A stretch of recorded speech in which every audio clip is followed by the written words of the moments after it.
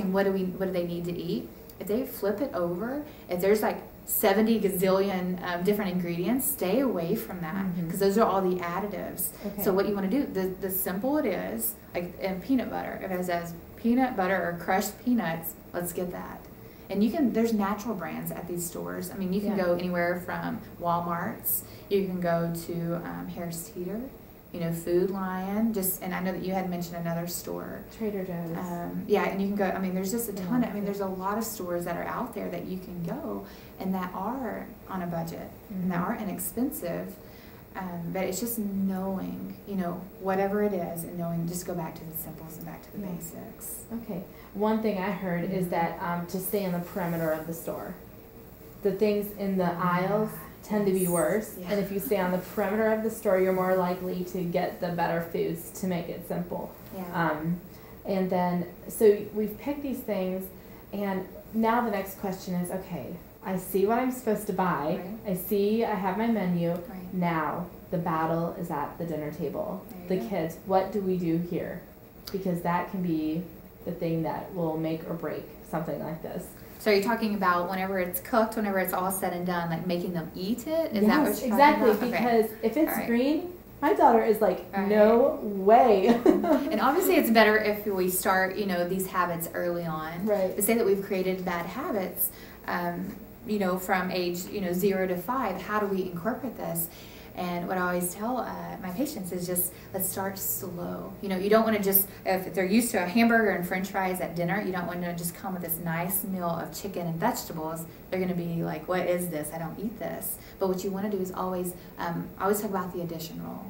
And it's just, so say that you have the bad foods. Let's start adding slowly and day by day, just start adding one good thing to a meal and doing one good thing, but tell them to eat it first, or always just tell them to try. But the thing is with kids, I think if we educate them and we talk to them, not talk down to them, but talk to them as equals, and just let them understand, this is why we eat this, it makes you healthy, and then say, this is why we don't eat this, because it makes you sick. So we can talk healthy, sick, and we can ask them, for them to make that decision.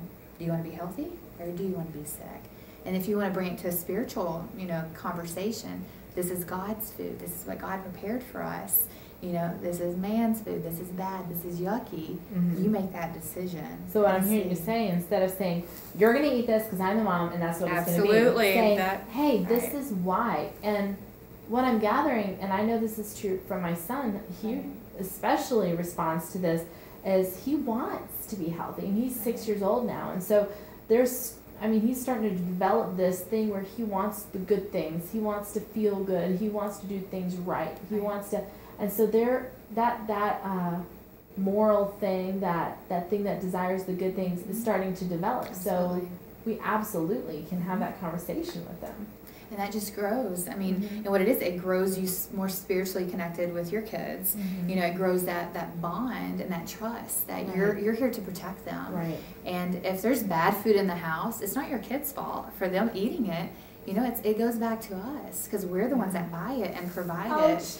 And so if it's in there, if you got the Twinkies, if you have everything in there, we can't complain that our kids are getting sick and diseased, and overweight. We can't blame that on lack of exercise if we're stuffing food that we know is bad. Exactly. And then again, we are only responsible for what we know. And so now that we know, we can be responsible for that and take the next step.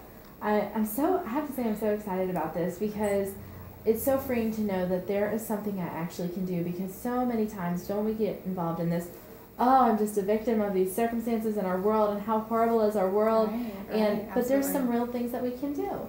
And so, so we've prepared the meal, we're starting to introduce it, and it's becoming more of a way of life. So what are some in regards to time that makes this easier, especially for the single parent, because we're so strapped on time? No, and you're exactly right, because say that you've worked 40, 50 hours a week, you come home, we're tired, we live in a stressed out environment, things aren't always happy-go-lucky, and you come home, do you feel like cooking? Yes or no? No, but you have a family, you have to put on the mommy face, you have to put on everything's okay, this is what we have for you. But what it is and back to the whole planning thing, if you say on Sunday, or even if it's a Monday for you, whatever day that you choose, let's cook in bulk for the whole entire week, or at least for 3 or 4 days. Let's cook massive chicken. Let's get the crock pot out, right? Let's get the crock pot, put some beans and everything, or just your soups or whatever that you do. Put it in there, and you can fill that up, and that can last, soups can last days after days after days. And that's a quick and an easy and a cost-effective way to feed your family. Spaghetti is fantastic for people. As long as try to stick to the wheat noodles, and you can find those anywhere now. But it's back to planning, and if you prepare ahead of time, all you have to do is grab it, put a label on it. Okay, this is Monday night. You grab it, you warm it up, you heat it, and you give it to the kids. Nice. And you can make time, because the other thing that I know single parents really struggle with is feeling like they don't spend enough time with their children. And I have to say that my kids will be so upset if they lose cooking time with mommy. They love cooking with me, and it is so interactive, and it is such a way to actually spend time with your kids instead of it being like, get out of the kitchen, I'm trying to cook. When you're stressed out and miserable, They actually can help. They get all the stuff from the refrigerator, and you end up spending time with each other. And so, man, I am so excited about this. So we have learned how we can eat healthy. We have understood why we need to eat healthy, the repercussions if we don't, practical ways to make it happen, and all that's left is the doing. I'm so excited. Thank you so much for sharing all this with us. And don't worry, you guys, we're going to hear more from Dr. Jessica. She'll be back with us a couple more times, talking about some more things like exercise, so definitely look for that. And remember that you are not alone. You can do this, and you're doing a great job. Thank you.